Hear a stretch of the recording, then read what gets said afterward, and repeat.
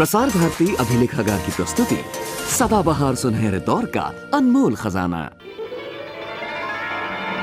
बहनों और भाइयों, मेरे देशवासी बहनों और भाइयों, साथी नागरिकों, बहनों और भाइयों, बहनों भाइयों और मेरे देश के प्यारे बच्चों, संग्रहालय के गलियारों से एक कहानी।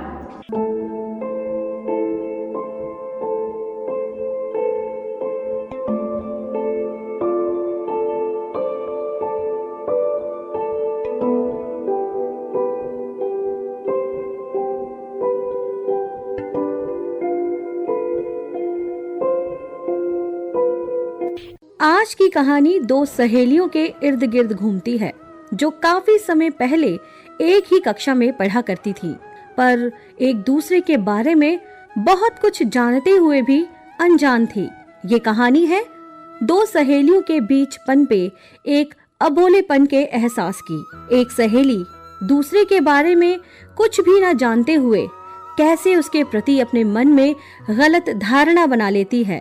इन्हीं सब अबोले एहसासों को बताती है हमारी आज की कहानी कुट्टी। तो आइए सुनते हैं कहानी कुट्टी। चलो चलो चलो चलो, खाओ खाओ। ये आई चिड़िया, ये आया कौवा। नहीं नहीं नहीं नहीं नहीं, तुमको नहीं मिलेगा। और ये कहते हुए मैंने चावल का आखिरी कौर बेटी के मुंह में डाल दिया। ऊपर से एक घोट पानी पिलाकर खाली थाली को लेकर पीछे की तरफ देह मोड़ते हुए प्रेममय दृष्टि से उसे देखा। बाकी सारी औरतें सोई हुई थी, केवल एक यही जो मुख्य समाचार फिर से सुनिए कहने वाली खड़ी है। वैसे तो मुझे काफी समय पहले ही उसके जागने का पता था। जब वो अपने कंधे पर से एक एक कपड़ा उठाकर सुखाती तो मेरे कान में उससे उत्पन्न फटाक की आवाज घुस जाती। बहुत समय पहले वो मराठी स्कूल में मेरी ही कक्षा में थी, ऐसा मुझे कुछ कुछ याद आता है। सदा पिछली दोनों बेंचों में से एक पर बैठने वाली, रिसेस में सबसे आखिर में बाहर आने वाली लड़कियों में से एक इधर रहने आई और उसी दिन किसी को अर्जेंट चिट्ठी लिखने का मुझे अवसर मिला। ये पोस्ट ऑफिस किधर है, ये पूछने के लिए मैंने पहले जो ब्लॉक दिखाई दिया उसका दरवाजा खटखटा दिया और अंदर से वो निकली। जैसी की तैसी खड़ी रही। दो चार बातें हुई। वैसे उसे आंवले और इमली का स्वाद काफी अच्छा लगता था। फिर उसकी याद हो आई, वो भी पोस्ट ऑफिस जाते समय। पूरे साल भर के बाद दोपहर में 1-1:30 बजे वो बैठने के लिए आई। छोटी मुन्नी उसकी गोद में थी। उस दोपहर को मैं सोने वाली न थी। वो आई और 2 घंटे तक बैठी रही। मुझे नींद बड़ी प्यारी थी, लेकिन गप्पों को मैं अधिक महत्व देती थी।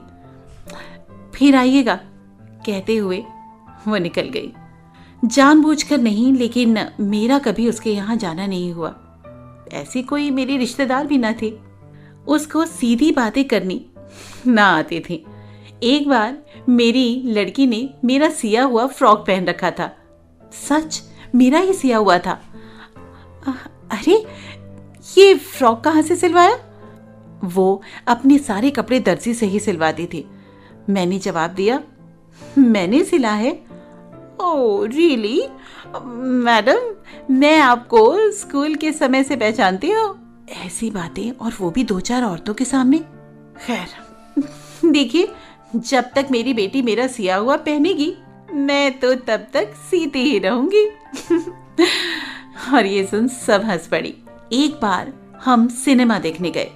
यहाँ मराठी फिल्म कभी कभी ही आती थी। यहाँ मैडम के दर्शन हुए, वो भी सपरिवार। मुझे देखते ही बोले, अरे तू और यहाँ? मैंने कहा क्यों, क्या पूरा थिएटर तुमने ही रिजर्व कराया हुआ है? तब वो बोली, नहीं नहीं, मैंने तो बस यूं ही पूछा, क्योंकि तू मराठी सिनेमा देखने आई है इसलिए। तो मैं भी तो मराठी हूँ। हाँ, अच्छा चलती हूँ। मेरे पति को उसकी बात कुछ जची नहीं। मैंने इस बात को भुलाने की कोशिश की। उसके पश्चात बहुत दिन तक हमारी आमने सामने कोई मुलाकात ना हुई, पर उसकी तीसरी बार वाली बात ने मुझे बहुत चोट पहुंचाई। मैं एक तरफ कपड़ों को मोड़ मोड़ कर सुयश को गणित का सवाल पूछ रही थी। दरवाजा खुला हुआ था। तभी वो सीढ़ियां चढ़ते हुए दिखाई दी और हंसते हुए बोली, क्या हो रहा है? बस इसको पढ़ा रही हूँ, काम तो रोज का है। तुमको भी तो अपनी लड़की को पढ़ाई करवानी पड़ती होगी। मेरे पास और भी काफी काम धंधे हैं। जैसे? नहीं नहीं, वो तुम्हारी समझ में ना आएगा। और ये कहते हुए वो सीढ़ियां चढ़ गई। मुझे ये बात बहुत चुभी। बिना कारण ही उसने ऐसा क्यों कहा? बस तभी मैंने उसी दिन से उसके साथ बोलना छोड़ दिया। खिड़की के नीचे से चली जाती थी, लेकिन गैलरी के खांचों में पांव डाले हुए खड़ी उसकी लड़की को स्कूल से छुट्टी हो गई बेटा कहकर प्यार की बातें होनी भी बंद हो गई। वो भी बर्फ के गोले के समान खड़ी रहती थी और खाना बन गया होगा ना, ये बात भी पूछना बंद हो गया। कुछ समय पश्चात वो सामने आती तो मैं मुंह मोड़ लेती। जब 4 औरतों के साथ जाती तो जरा उस तरफ हो जाइए ना कहकर विपरीत दीवार के साथ बैठने लगती। सोचा, क्या किसी को चोट पहुंचाने वाली बात करती हूँ मैं? शुरू में दिल में ये भी विचार उत्पन्न हुआ कि कभी वो पूछेगी कि क्यों बोलती क्यों नहीं हो। तब सुनाऊंगी कि आप तो बहुत काम वाली हो ना, तो फिर मैं आपका अमूल्य समय बर्बाद क्यों करूं? और ये सोच बार बार हंसी आने लगती। स्कूल के बच्चों की तरह हमने भी अबोलापन किया है। कई बार हमारी पकड़म पकड़ाई सामने आ जाती तो मैं उस समय दुकानों के बोर्ड पढ़ती हुई आगे निकल जाती। कई बार किसी सभा में या लाइब्रेरी में हमारी मुलाकात होती तो उसको खंबे की तरह खड़ी देखकर आराम से दूसरी औरतों के साथ हास्य विनोद की बातें करती हुई मैं परली तरफ निकल जाती। एक बार बहुत ही मजा आया। मंडल में एक नई मैडम आई जिनका नाम चितले था। उन्होंने साधारण तौर पर ही उससे पूछा कि क्या आपकी इनसे जान पहचान नहीं है? उसको कुछ अटपटा सा महसूस हुआ, जिसको देखकर मुझे अपनी हंसी को छुपाना मुश्किल होने लगा। स्कूल में होने वाला अबोलापन जरूर ही नमकीन लगता था, लेकिन मुझे तो इस बड़ेपन का अबोलापन भी बहुत मजेदार लगा। उसकी नंबर 2 भी अब स्कूल जाने लग गई थी। तब नीचे उतरना और भी कम हो गया। वर्षा ऋतु के कारण सभाएं भी बंद हो गई। गप्पे मारने के लिए सीढ़ियों पर बैठकर क्लब बनाने वाली वो नहीं थी। लेकिन उसी के बारे में मुझे अचानक एक न्यूज मिली। सुनिए, आपकी सहेली है ना, उसको बेटा हुआ है। कल उसका नामकरण है। आपको नहीं बुलाया? रेत में बैठी हुई उस चौकन्नी औरत ने अचानक ही पूछा। मैं चुप रही। अच्छा, उनको लड़का हुआ है? चलो, ये तो बहुत अच्छा हुआ। उनकी 2 लड़कियों के बाद बेटा हुआ है, इसकी मुझे बहुत खुशी है। आप नामकरण में बधाई देने जा रही हैं ना, तो उनको मेरा भी कॉन्ग्रेचुलेशन दीजिए। मैंने सोचा, उसकी बातों के कांटे तो कभी के झड़ गए। अभी तक उसकी पड़ोसन और मैं इतना समय गुजारते हुए भी मैं और तुम के शब्दों तक ही पहुंचे थे। विजया इस बात को व्यंग के रूप में समझेगी, इसीलिए मैंने उसको सारा किस्सा बताया। हम दोनों खूब हंसी। देखो देखो, वो देखो, तुम्हारी सहेली देख रही है। अरे देखो ना, कितनी आशा भरी निगाहों से देख रही है। देखो देखो। वो मुझे चिढ़ाने लगी। अबोलेपन में पान जैसी रंगत आ रही थी। धीरे धीरे सब कुछ जम रहा था। उस पदार्थ की खटाई अधपके आम के समान थी। सुपारी की तरह उसको भी समय समय पर मुंह में डाल सकते थे। बड़ा मजा आ रहा था। और एक दिन ऐसा ही आया। कॉलोनी में पेंटिंग का 3 सप्ताह का कोर्स था। मुझ में वैसे बहुत सारी कला थी। केवल 4 फूल पेंट करने से काम चल जाएगा और आंखें फाड़ फाड़ कर कढ़ाई भी नहीं करनी पड़ेगी। बस इसी उद्देश्य से मैंने कोर्स ज्वाइन कर लिया। मैंने क्या देखा कि सामने बच्चों को संवारती हुई वो भी आ रही है। पेंट्स को पक्का करने के लिए हम दोनों की ही ड्यूटी लगाई गई। मेरे साथ बैठी टीचर ने कहा, देखो, तुम दोनों इसको पक्का करके और खर्चा बांट लेना। हमने हुंकार में सिर हिला दिया। सुन, तू रंग लाएगी क्या? एक ही लिस्ट तैयार कर लेंगे। प्रथम किसने बात शुरू की ये महत्वपूर्ण न था, बल्कि बातें हुई ये महत्वपूर्ण था। मैंने मान लिया और ये पूछ लिया कि कौन कौन से रंग चाहिए। दादर से ब्रश लाने का भी तय हुआ। उसके पास डिजाइन्स थे। वो दोनों के लिए तकिया कवर लाने वाली थी।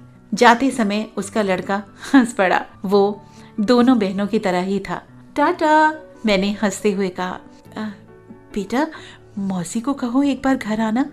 और हम फिर से हंस पड़े। मैं सारे रास्ते इस संबंध में मन ही मन हंस रही थी कि अबोला की गांठ छूटी थी।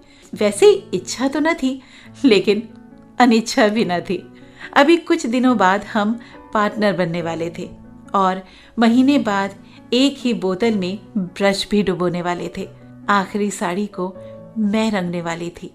उसके लड़के के बेर नहान पर वो बुलाने वाली थी और मैं सेवियां बनाने वाली मशीन मंगाने के लिए लड़की भेजने वाली थी। और बाद में कभी अचानक ही वो पूछने वाली थी, दादी जी आई हुई हैं क्या? बच्चों को दादी के पास छोड़ दिया हो तो अच्छा रहेगा। और मैं हमारे अबोलापन के बैडमिंटन के जाल पर रंग बिरंगी साड़ी बांधने वाली थी। उसकी ये कल्पना मुश्किल थी और मैं आतुरता से पहले ताने मारने के लिए मन में विचार कर रही थी। कुट्टी।